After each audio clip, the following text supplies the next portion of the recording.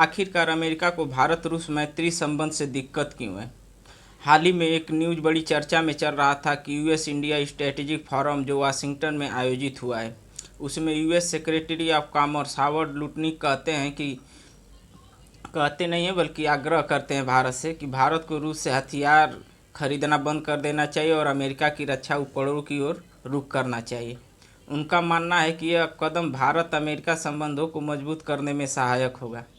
आप लोगों को नहीं लगता कि अमेरिका की टोन अब बदले बदले से लग रहे हैं?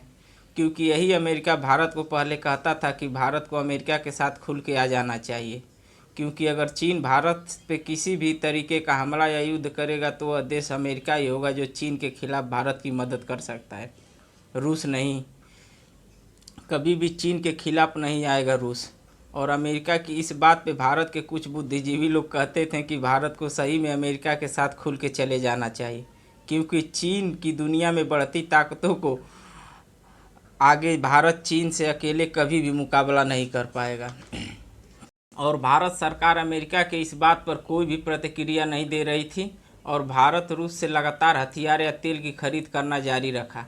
और तेल खरीदना जारी ही नहीं रखा बल्कि हर महीने तेल की खरीद में और बढ़ोतरी करते जा रहा था, क्योंकि हमारी भारतीय सरकार को मालूम था कि हमें चीन या किसी भी देश से कोई भी युद्ध हुआ तो हम अकेले काफ़ी हैं, अमेरिका या रूस की ज़रूरत नहीं है भारत का साथ देने का।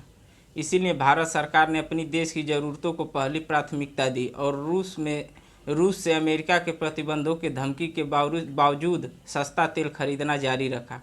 और भारत रूस से तेल खरीदने में सबसे टॉप क्रूड ऑयल इंपोर्टर बन गया।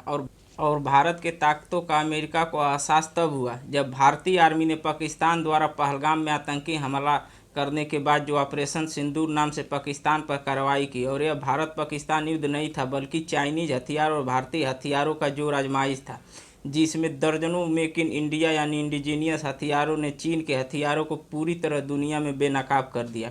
और उसके बाद दुनिया के देशों ने भारतीय हथियारों का जलवा देख के दंग रह गए, इंक्लूडिंग अमेरिका और यूरोप भी, क्योंकि चीन के एयर डिफेंस सिस्टम या मिसाइल या फाइटर जेट तो हमने पूरी तरह इंडिजीनियस हथियारों से इंटरसेप्ट किया ही, बल्कि टर्किश ड्रोन जो यूक्रेन में रशियन डिफेंस को पूरी तरह फेल कर दिया, उसको भी हमने अपने आकाश इंडिजीनियस मिसाइलों से सभी हमलों को होने से रोक दिया।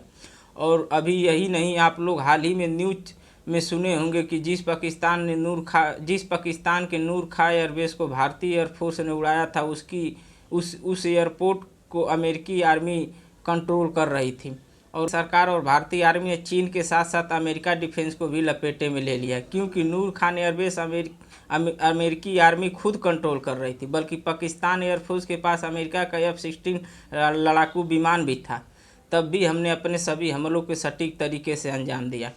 और अब तो इस बात को इंटरनेशनल मीडिया भी कवर कर रही है। हाल ही में यूरेशियन टाइम्स ने एक आर्टिकल में छापा कि big setback for US and Chinese fighter jet on F-63 JF-70 among other destroy by Indian strike on Pakistan. यानी भारत ने जो पाकिस्तान पे स्ट्राइक किया था उसमें एक अमेरिका की F-60 और 3 चाइनीज़ की JF-17 मॉडर्न विमानों का भारतीय आर्मी ने डिस्ट्रॉय कर दिया। और चीन को तो हमने बता ही दिया कि बेटे देख लो, तुम्हारे हथियारों का भारत के इंडिजीनियस हथियारों से मुकाबला, बल्कि अमेरिका को भी यह संकेत दे दिया कि तुम्हारी हमें चीन के साथ युद्ध में कोई ज़रूरत नहीं है।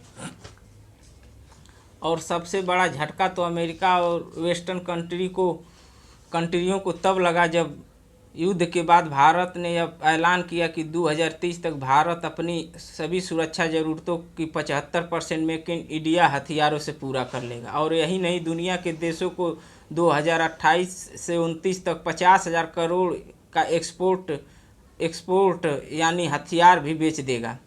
और ऑपरेशन सिंदूर के बाद जो भारतीय प्राइवेट कंपनी डिफेंस सेक्टर में इन्वेस्ट करने से डर रही थी, भारत ने उन्हें एक दुनिया में भारतीय हथियारों का शोकेस करके दिखा दिया और दुनिया के देशों में भारतीय हथियारों की मांग तेज़ी से बढ़ गई। और प्राइवेट सेक्टर ने अब दबा के भारत में डिफेंस सेक्टर में को देखकर अमेरिका को एशिया या दुनिया में अमेरिकी प्रभुत्व का खतरा नज़र आने लगा।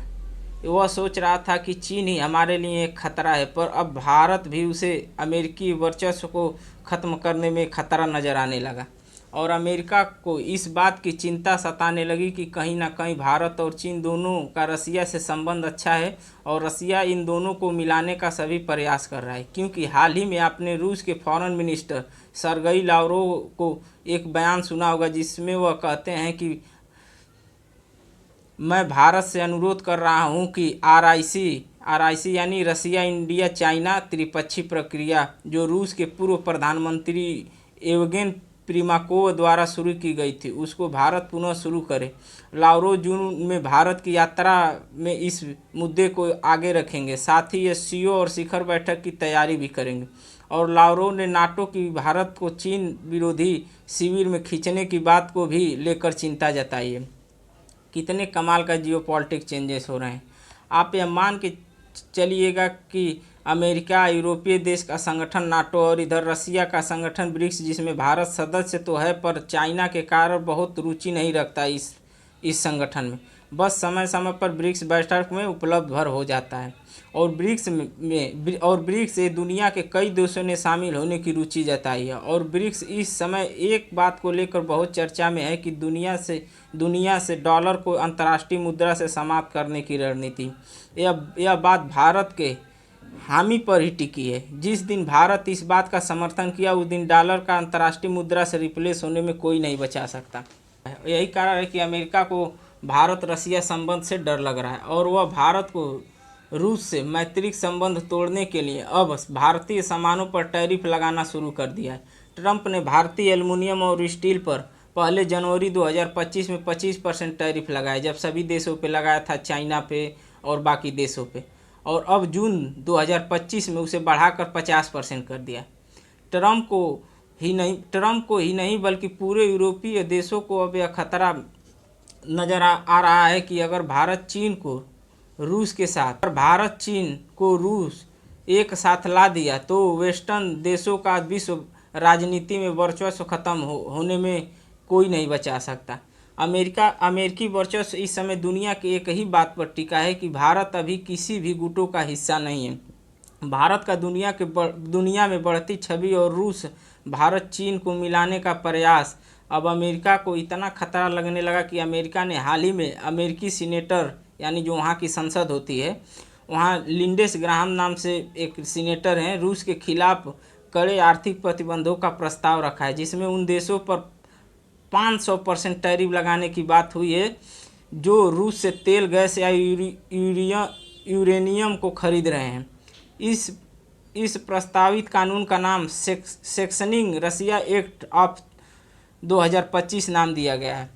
जो अमेरिका का यह कानून सीधे भारत को निशाना बनाने के लिए किया गया है, क्योंकि भारत अपनी देश के पूरे तेल आवश्यकताओं का 85% आयात रूस से सस्ते दामों में करता है। हालांकि भारतीय विदेश मंत्रालय के प्रवक्ता ने कहा है कि भारत रूस से तेल खरीदना जारी रखेगा चाहे कोई भी प्रतिबंध अमेरिका लगाए। आप यह मान के चलिएगा कि विश्व में भारत इस समय बहुत महत्वपूर्ण किरदार में खड़ा है, क्योंकि अगर भारत रूस की बात मान के चाइना से कोई संबंध बनाया तो अमेरिका जो दुनिया में सुपर पावर के नाम से जाना जाता है उसे कोई देश महत्व नहीं देगा। लेकिन रूस का भारत चीन को साथ लाने का कोई भी प्रयास इस समय विफल हो सकता है, क्योंकि भारत को चीन से लद्दाख मुद्दा चाहे अरुणाचल प्रदेश में बॉर्डर टेंशन को बढ़ावा देना, यह सब सॉल्व किए बिना मुश्किल है। पर अगर ट्रंप भाई साहब इसी तरह टैरिफ खेलेंगे तो असंभव भी नहीं है, क्योंकि हमें कोई चीन के साथ स्ट्रैटेजिक ग्रुप बनाने की ज़रूरत नहीं है जो अमेरिका नाटो के साथ बनाया है कि किसी देश पे हमला हुआ तो हम भी करेंगे। भारत और रूस चीन को सिर्फ व्यापारिक संबंधों को बढ़ावा देना है और ये इसमें न चीन पीछे हटेगा न भारत। उतने में यूरोप अमेरिका की वर्चस्व खत्म। जय हिंद दोस्तों, यही वीडियो को समाप्त।